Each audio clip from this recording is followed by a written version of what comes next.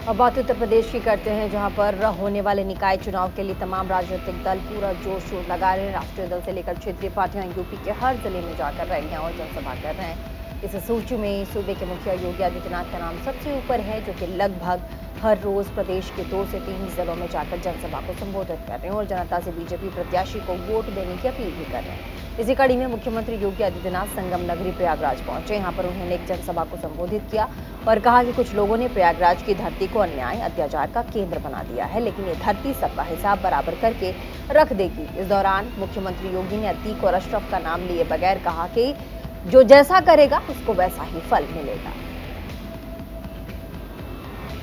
प्रयागराज की धरती को अन्याय और अत्याचार का शिकार बना दिया था, पापाचार का शिकार बना दिया था। लेकिन यह प्रकृति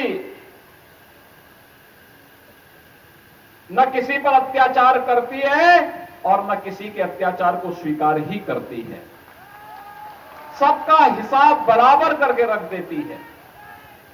और भाइयों बहनों, आज मैं इसीलिए प्रयागराज की धरती पे आया हूं आप सबसे अपील करने के लिए। यह हमारा सौभाग्य है 2019 में प्रयागराज कुंभ को डबल इंजन की सरकार को एक यूनिक इवेंट के रूप में प्रस्तुत करने का अवसर प्राप्त हुआ था, भव्य और दिव्य कुंभ के रूप में प्रस्तुत करने का अवसर प्राप्त हुआ था। प्रयागराज का कुंभ यादगार कुंभ बन गया। उस समय नगर निगम का नेतृत्व श्रीमती अभिलाषा गुप्ता नंदी जी के नेतृत्व में यहां पर नगर निगम बोर्ड काम कर रहा था और बोर्ड ने अपने स्तर पर अच्छा प्रयास किया। ये प्रयागराज की धरती है, ये कभी सात्विक प्रवृत्ति को निराश नहीं करती है।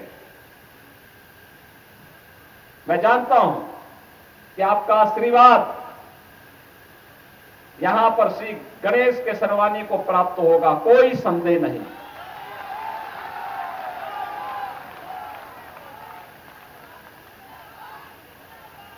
इन्होंने एक कार्यकर्ता के रूप में जिस निष्ठा के साथ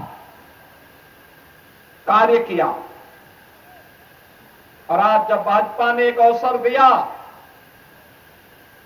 कि महापौर पद पर कोई भाजपा का एक सामान्य कार्यकर्ता चुनाव जीतने की सामर्थ्य रखता है, रखे और उसे हम प्रत्याशी बनाकर के उतार रहे हैं।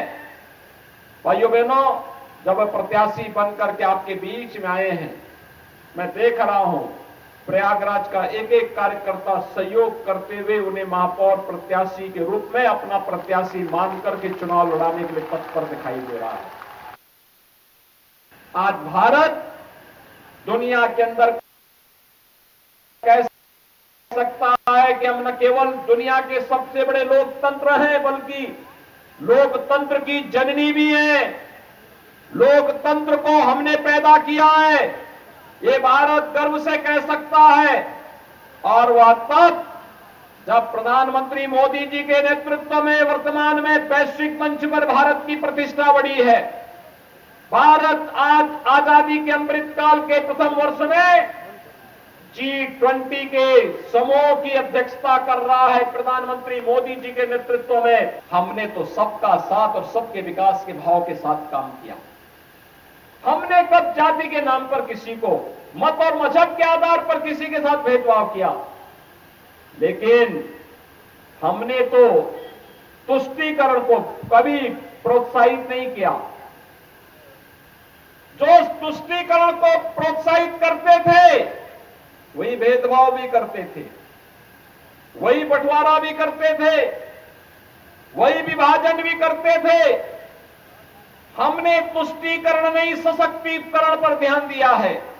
सशक्तिकरण, हर व्यक्ति का सशक्तिकरण, हर नागरिक का सशक्तिकरण, सबका सम्मान और सबका साथ, सबके विकास के भाव के साथ इस कार्यक्रम को आगे बढ़ाने का कार्य किया।